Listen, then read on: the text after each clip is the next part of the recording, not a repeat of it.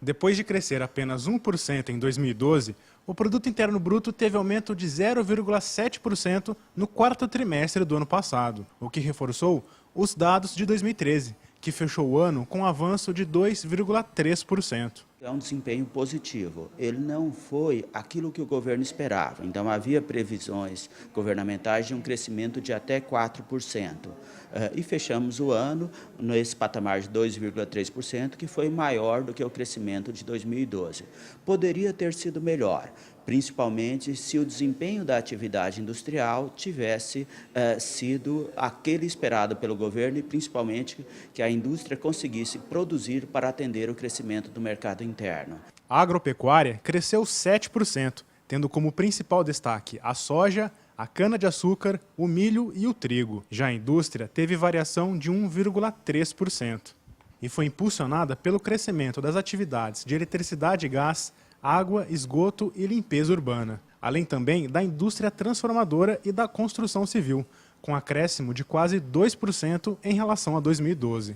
Com avanço de 2% sobre o ano anterior, o setor de serviços teve alta em todas as atividades.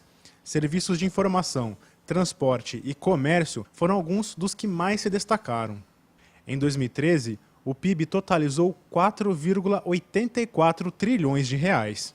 Parte do aumento do PIB é fruto da alta de 3,3% nos impostos, como no caso do IPI, por exemplo, que apesar de permanecer com desconto em alguns setores, como o de eletrodomésticos de linha branca, voltou a subir de forma gradual para os automóveis.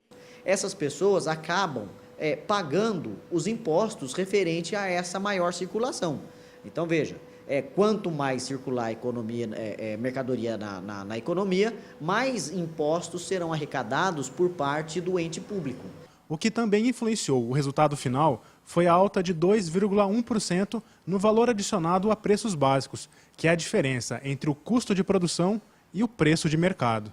Para calcular o valor do PIB, entram na conta todos os bens e produtos vendidos ao consumidor ao longo do ano, os serviços prestados e remunerados, os gastos que as empresas fazem para aumentar o ritmo de produção no futuro e todos os gastos do governo para atender a população. Quando o PIB é alto, maiores também são os benefícios para a economia do país. Nós temos uma maior geração de emprego, maior geração de renda, resolvendo não só os problemas econômicos no país, mas também contribuindo para a melhora nas condições sociais do país. O PIB per capita, que representa em média quanto cada brasileiro produziu, teve alta de 1,4% em relação a 2012 e chegou a R$ 24.065. Isso não necessariamente quer dizer que o trabalhador ou as famílias passaram a ganhar mais. Quer dizer o seguinte, que o volume produzido pelo país, dividido pelo número de pessoas, aumentou, tá certo? Mas confundir isso com a renda salarial do trabalhador é prematuro, ou seja, não é porque o PIB subiu que o trabalhador está ganhando mais. O país pode estar gerando riquezas com o mesmo nível de salário. Isso é possível de acontecer.